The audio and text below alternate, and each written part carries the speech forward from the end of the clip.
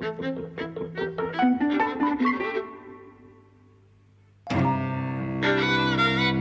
and welcome to Eavesdropping at the Movies. I'm Mike. And I'm Jose. And today we're talking about Belfast, Kenneth Branagh's coming-of-age, semi-autobiographical comedy drama. Well, it's drama, really.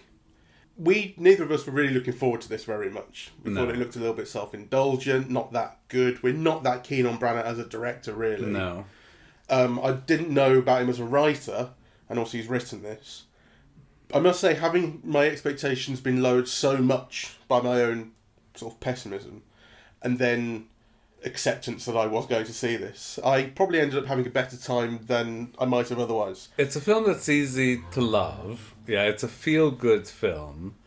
There are some things that I think are really nice to see. Mm-hmm. I like the representation of kind of a happy marriage, yeah?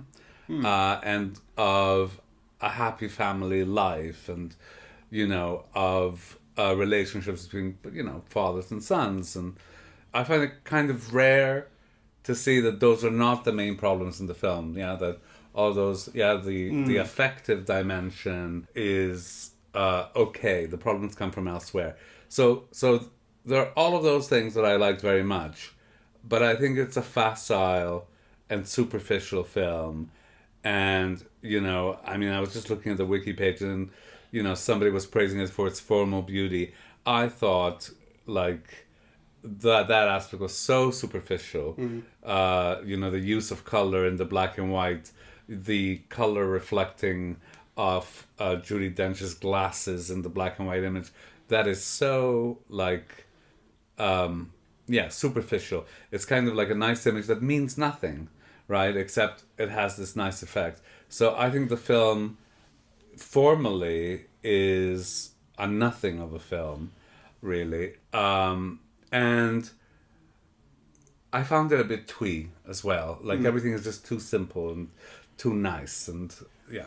Yeah, I do know what you mean. Although I think you're right to point out the positivity of the portrayal of the family unit, especially in a film where it could be playing up kitchen sink. Sure. And it looks like that as well. It could look like that. And I think that's a really nice thing to see. But basically what it points to is it's a film that is nostalgic. So the film begins in colour. It begins with modern day footage, and I think photographs as well, of Belfast. Which to me, I immediately thought this looks like a tourist board video. You know, like, come to Belfast, see our ports, see our industry, blah, blah, you know. It didn't quite have that. But it was basically like this little tour of Belfast and what it looks like now, and I thought, this is pretty plain.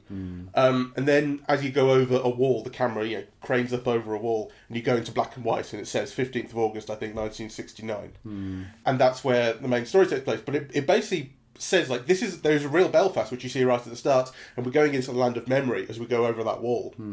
And when you get, I thought, okay, we're done, like, it's black and white from now on. And it primarily is, but the surprise was, at points when they're watching films and when they go to the theatre, you get it in colour.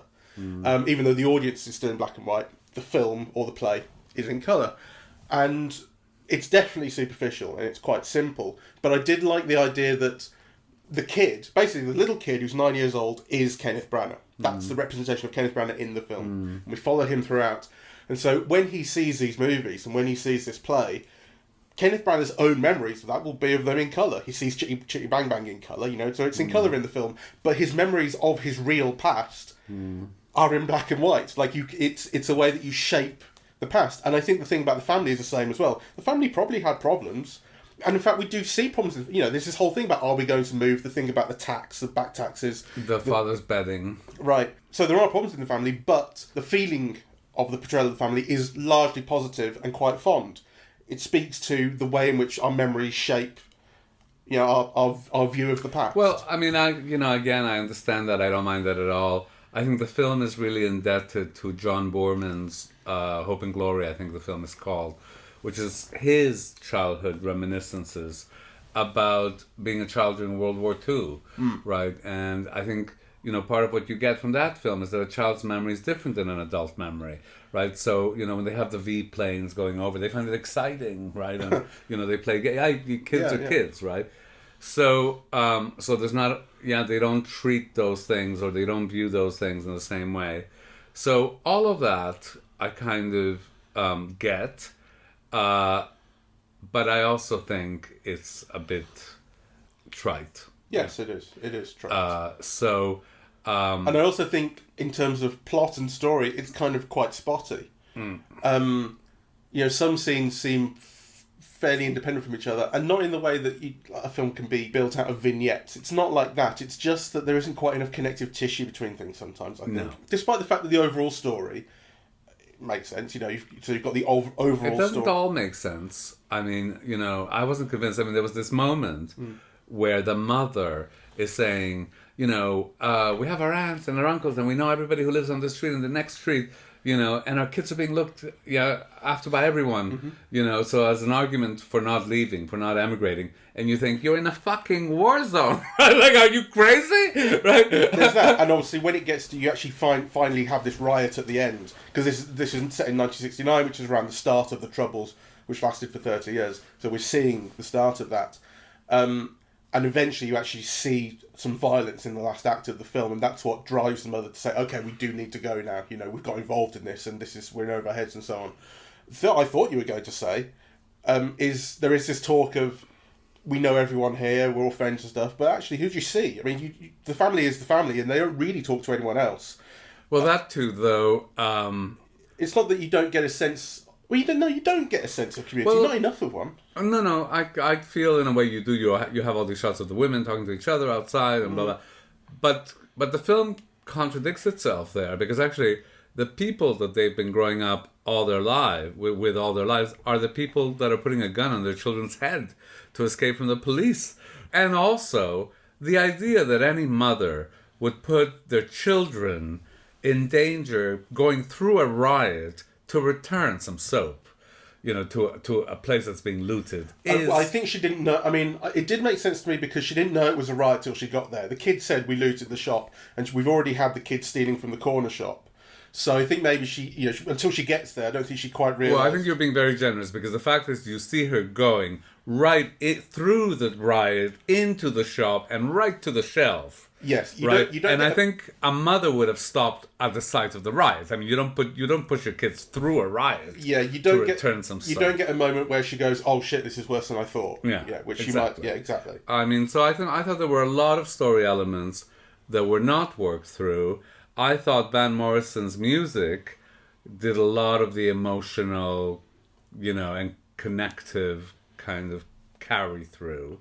So it felt kind of, the story was not knitted together well enough. It needed those kind of musical interludes, to kind of go from scene to scene, which was a problem. I thought there were like real theatrical moments that you could guess in advance, right? So, that moment where Judi Dench is at the window, and I forget who's having the conversation in the background. That Judi Dench's expression is going to have the last word. I mean, I predicted it. So there was a theatricality to it, and a kind of a lack of truthfulness. Yeah, So you expect the theatrical trope rather than any kind of real emotion. So I think this film is being overpraised, and yet I can understand why it's being overpraised, because it's hugely likable. I found it hugely likable. Yeah. I was wondering, so, before coming here, I was thinking we must remember to mention that the peace in Northern Ireland is at stake, or actually it's possibly been betrayed by the Tory government at this moment, right, through the Brexit talks and so on, so that this makes the film kind of especially poignant, that, there's a risk of returning to that. But then I also kind of thought, well, isn't what Kenneth Branagh is saying is that it wasn't so bad after all? I did expect more focus on the troubles. I expected more focus on the disruption to daily life and that sort of thing. And actually, the death, the suffering. I don't think we see one death. No, I don't think so. Well, the only death we see is Kieran Hines, but he dies of old age. Yes, exactly. Yeah, nothing through violence. The main, the villainous character, played by Colin Morgan, is so superficial, so simple. This is just the villain, and he has a gun on him at one point, and he's holding family hostage. And you already said, isn't this man like he knows Jamie Dornan's character, the dad, right? They obviously go back some way. They are friends. They're of the same side of Christianity, right? Because they're not. It's not Catholic versus Protestant. They're both Protestant, and Colin Morgan is the one saying to Jamie Dornan, "Are you with us or against us? We need you in the fight." And that's where the aggression comes between them. Is that Jamie Dornan doesn't want involvement in this, and he's talking about getting away to England where he works and so on. It's such a simple cartoon villain almost. I thought it was. I had real problems with that, to be honest. It's too simple. Everything was simple in this film. What carries it is the performers, right? So I thought Catriona Balfe, was so wonderful and charming as the mother. And Jamie Dornan is, I think wonderful as the father as well. Like, very handsome and likeable. And Ciarán Hinds and Judi Dench, though, I'm a bit sick of her, really. She and Ciarán Hinds share a really nice chemistry together. They do. They're really this is it. It all comes down to Kenneth Branagh's perspective of his own childhood, and this is like the memories of his grandparents. This is the way you remember them. And when the kid is sat between them, and he's saying how to get a girl, and the mum's there going, "Oh yeah, you and your girls," and all this. That's all the stuff. That's what it's like. And in fact, that's probably the reason that there's also actually less focus on violence and the politics of the Troubles than you might otherwise expect. It's done through a child's eyes. It's all done through the kid. Actually, when you're 9 years old or 11 years old, whatever it is, you don't really understand this stuff. You understand what your parents have given you, and this talk of getting away. Go on. Except it's not formally done through the kid's eyes. I don't think the kid is the protagonist of the film. I think it is the parents. So the young boy features heavily, and certainly more so, than his older brother. But we don't see the world through his point of view.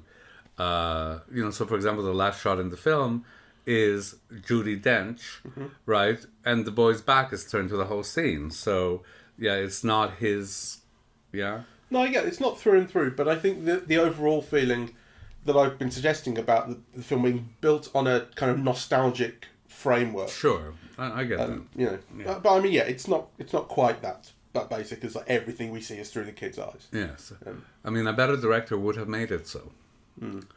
I think a better writer. So, the other thing that I thought was like, because I've been watching Almodovar.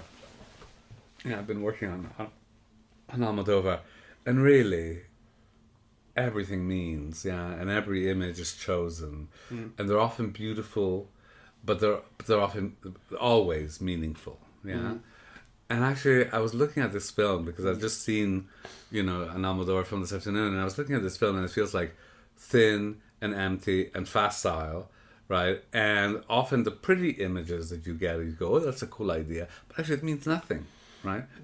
So. This is, not the film of a visual artist. No, it's kind of the film of an illustrator, in a way. Like, it is quite pretty, and it's been nicely lit and so on, and it's very sharp and pretty, but it is sort of skin deep. And even the things that worked, I mean, there are shots where there's a focus at points on very tight close-up of people that I quite liked. So that I liked getting that close-up to the actors' faces, but it's not having any particular effect other than to let you see a performance more closely. Yes.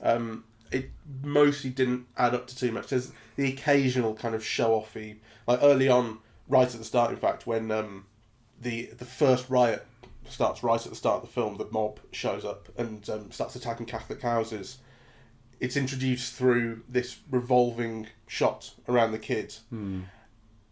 And, basically the kids, like, they're playing in the street, and then the kid's face kind of drops and the camera moves around, and in the background you see this mob, and the camera keeps rotating around and rotates around again, and eventually a car blows up in it. And it's kind of, there's a little bit of sort of visual pyrotechnics going on in that. It's a little bit of a stunt of a shot. But it doesn't have the effect that something that's deliberate, that that practice should have. It's all kind of for nothing. It's all a bit cheap and stunty or half thought through. So for example, the use of the westerns of Who Shot Liberty Valance, I think, and of High Noon, right? So there's this shot where, Grace Kelly leaves and Gary Cooper's walking alone on the streets, right, of, I don't know where, Laredo or whatever. And kind of the image cuts, to that street in Belfast as if it were the Western House. And you think, like, what's the connection here, really? Like, because there's no one doing the lone sheriff bit in the film. So it makes for a neat image and maybe like kind of the beginnings of a neat idea. But then if the accent were on Jamie Dornan, like, or the father acting on his conscience and the whole community against him, fine. But the whole community isn't against him. And, he's not a hero and he's not taking those risks and he's not even acting on principle. He's acting to protect his family. So it's a stupid... Yeah, the use of the westerns ultimately winds up having this payoff in the showdown between Jamie Dornan and Colin Morgan in the streets when the riots happening right at the end. And in fact, one of them says, I forget what the line was, but they make reference to cowboy or high noon or something like that. So it points it out to the audience quite explicitly, this is a cowboy moment, And, in terms of like good guy versus bad guy, white hat versus black hat, it makes sense, right? It's there on screen. But again, what is the ultimate effect to it? Not an awful lot. It's just I suppose it's just through the kind of use of the trope and the movie reference, emphasizing how good the one guy is and how bad the bad guy is, because we know that from movies. That this, but it's for nothing really. Yeah, it's a very facile film. But let's kind of focus on on the charm of it, because I did like it a lot more, and it's worth investigating why. I think, for me, the depiction of family was definitely an attraction. That it's a working class family was also an attraction. That it was a loving family with handsome, loving parents. And, that also struck me, because I thought in a way, it's true that, families who have kids, from 7 to 13 or whatever, they'd be in their early 30s, right? Normally, so, that is at the time where, people are at their handsomest and, and so on. So it's right that it be cast this way, whereas usually it isn't. It's always it's usually cast too old. Actually, I think, So for me, all of that was a pleasure. I thought for a moment, aren't Ciarán Hinds, and Judi Dench too old to be Jamie Dornan's parents? They really should be his grandparents. But then you think, well, people have aged differently in the 60s than they do now. They're not having enough olive oil. Mind you, I think that Jamie Dornan and Catriona Balfe are around 40 rather than their early 30s. Still, they might be like late 30s but again, I think, people did age differently. And those things attracted my attention. So, for example, the opening shots of people walking that street of Belfast, right? I think, this is kind of miscast. Nobody in those years would be that fat, right? And even though they cast slim people, our notion of slimness in 2020 is very different than it was, in 1968, I remember going to the V&A. I think they had an exhibition on clothes, right? And, so famous ones like Mick Jagger and so on. But just other people. And really, it was like people were very thin. They had just come out of, rationing had only ended in 50 odd, right? Like, there was no fast food. So the notions of slimness then are very different than now. So to have people who were slim but then had a bit of a belly or whatever, it didn't strike me like... It didn't add up to a street scene of Belfast in 1969 to me. It was kind of... I expected everyone to have been a lot thinner. What do you think of Jude Hill, who's the main kid in the film? Who apparently is a non-professional actor. I think Kenneth Branagh was saying he wanted someone who didn't have the expected responses and all that kind of thing. My initial response to him was, I hate child actors. Yeah, I agree. I did warm up to him later, though. Yeah, I don't know if I just got used to him or whatever. I thought the whole kids playing in the street scene right at the start was awful. I thought there's way too much looped dialogue here to make it nice and clear, but it sounds really fake. It's not integrated well. All people saying, "Oh, come over here. Oh, hello, how are you?" and all this. It sounds really, really, really fake. And not just fake in terms of like it's not connected to any character on screen, but fake and phony in kind of what's being said. It's like it's evoking this pastiche of what the past is supposed to sound like on a nice, exciting, sunny day.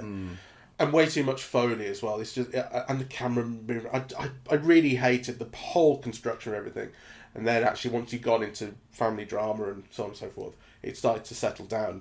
And I liked it a lot more. And I felt the same way about the kid. I thought the kid is just not, it doesn't fit in this, right? And there's one particular extended close-up on him early on where they're sat at the kitchen table and he's with his parents.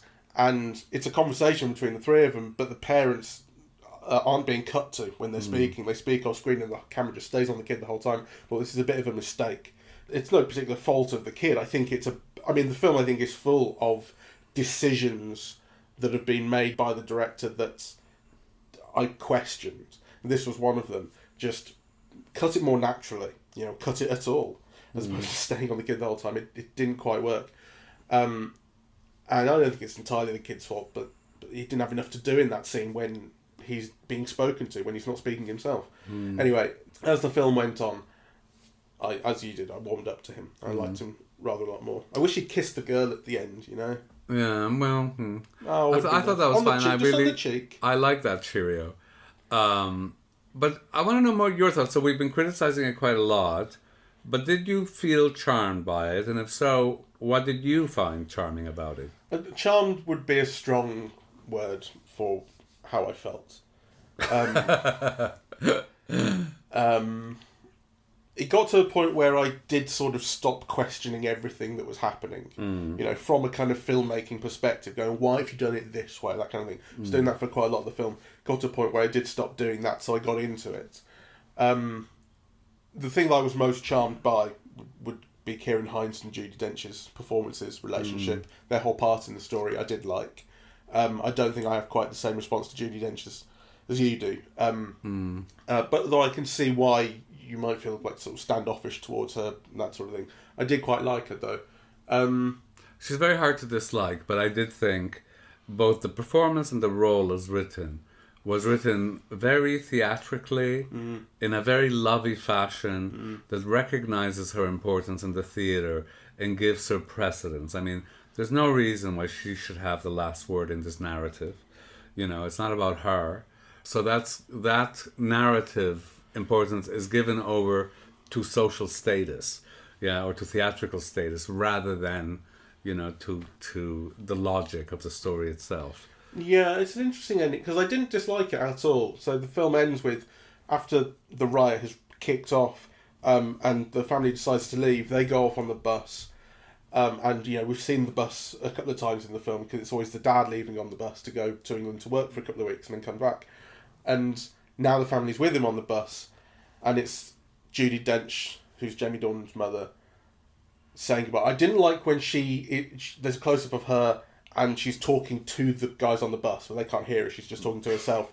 She's saying, "Go, don't look back." I thought, you don't need dialogue to say this, I didn't like that. But then the bus leaves, but we stay with her, and then you get this shot of her behind the sort of pleated glass, whatever the word is, where and her head on it, and this thing comes up: for the ones who stayed, for the ones who left, and for the ones who never made it, or something like that. The ones we lost, which was, it felt very genuine, felt very heartfelt, but it didn't feel entirely, earned. We didn't see anybody who was lost. Well, exactly. That's what the film It did occur to me that it is for a lot of people who haven't been portrayed. Yeah. But it did also occur to me that another way of shooting that ending would be with the family on the bus leaving Belfast behind. We see Belfast fading into the background, and that would at least be equally appropriate a way to end, if not more appropriate, because we've been with that family the whole time.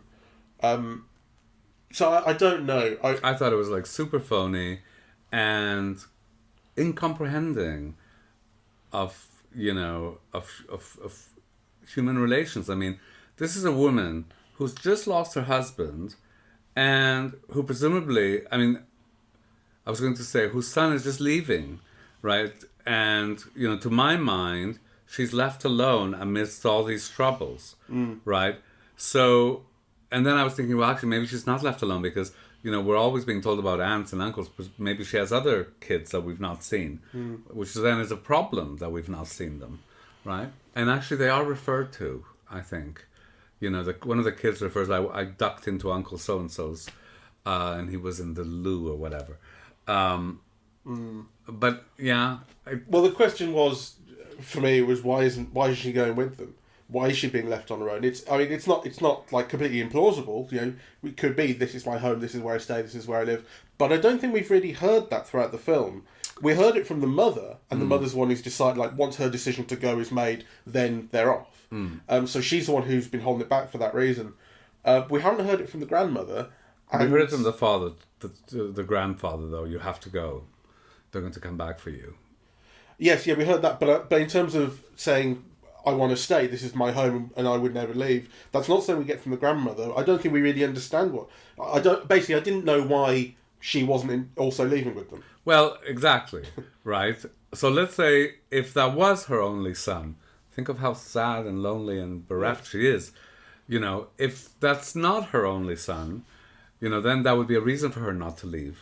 Yeah. With them. But we don't have a good picture of what the rest of the family looks like if there is one. If there is one, right? Which is a problem. There's one thing I wanted to ask you about, which was how much of a relationship you see to your family moved from Spain to Montreal. They still split their time between Spain and Montreal, as far as I'm aware. Well, not initially. I mean, when my parents retired, then they split their time. Oh, right, okay. I think... First they moved for good. Well, we moved for good, for sure. I mean, we're poor people can't afford to travel like that, particularly in the 1970s when fares were so high. I think, when we first arrived in Canada, I think it was 5 years before we returned to Spain. Sure. Well, that is around what I thought. I mean, I wasn't saying you were just like jet setting. I did know that you family had moved properly. But there's talk in this film of moving properly. So ultimately they moved to England. That's where the job is that he's got, and this house that's there for them. But before that, there's talk of Vancouver or Sydney. Yeah. These other kind of parts of the of the Commonwealth that might take us, and that we wouldn't be having these. And actually, that discussion of the job in England, it felt so fairy tale, or at least of another time, if not another planet, right? We're doubling your wages. We're giving you a house rent free, and it's a big house with a garden. Yeah. Well, I mean, totally plausible at the time. Now, as you say, it's of another world. Yes, I mean, I think even at the time, to have given a house rent free, and maybe. I maybe. Corporate structures were different back then. Yeah. Well, I mean, I mean, I didn't. I thought unemployment was an issue in the UK in the late 60s and 70s. That's why they were all, working in Germany. What's that show where they go work in Germany? Auf Wiedersehen, Pet. Auf Wiedersehen, Pet. I mean, so to be giving Irish people a house to work in, I mean, that just didn't make any sense to me. Maybe, but I can imagine that having some basis in fact. Maybe. I mean, I don't know. It just felt really sure. Yeah. But I mean, I think the difference though that it's pointing out between kind of the situation we've got here and the fairy tale, as you say, the paradise that awaits us, the possibilities, is what that's there for. Because then the thing that holds you back is, but this is still our home. Sure. And that's kind of what I wanted to ask, because your family moved, and I wondered whether you felt any connection or saw any realism or unrealism in the talk of leaving and the way the characters think about that. Yes. I mean, though I thought the mother was very unreasonable. I mean, so I didn't understand her, because if you are promised so much more money, free housing, a place where your children can flourish, you're even speaking the same language. I mean, my parents moved to some place that spoke a completely foreign language, and you're not leaving because you know everybody in the street. I mean, it just doesn't make any sense to me. That's, you know, that really did not make any sense to me. You know, so my family were economic migrants. I mean, they left because, you know, the economic conditions were so vastly superior in Canada than in Spain at that moment. But let me tell you, anybody who's in the middle of a war being fought on your street that doesn't move at the first opportunity, I don't get it. You know, I just don't. Yeah. You know, and kind of, you know, when you see what people are doing now to leave war zones and the risks they take and, you know, their lives and their children's lives and, you know, everything that people do to leave just such a situation, when all you need to do as a British citizen is like pack yourself off to London and you have a job and you have a house. And I mean, I just did not get it. It made no sense to me. Yeah. And, you know, kind of my parents were as patriotic as anybody's. My dad particularly. You know, he thinks like Spain is heaven on earth and his purgatory is that he hasn't been able to live there. So. All right. So overall, you know, I had a much better time than I expected. I can understand why people like it. I still don't think it's a very good film, but I do think it's one that people might enjoy, and I'd recommend it on that basis. I basically agree with all that. I can totally see why people like it so much. I think ultimately I actually wound up being a little less positive about it than you did, which surprised me, because I think you were looking forward to it less than I was. But yeah, I can't imagine myself watching it twice. All right. So, well, thank you very much for listening. We are eavesdropping at the movies, and we are on Apple Podcasts, Audible, Google Podcasts, Spotify, SoundCloud, and YouTube. On social media, we're on Facebook and Twitter at Eavesdrop Movies, and the website is eavesdroppingatthemovies.com. Thank you very much for listening. Bye-bye.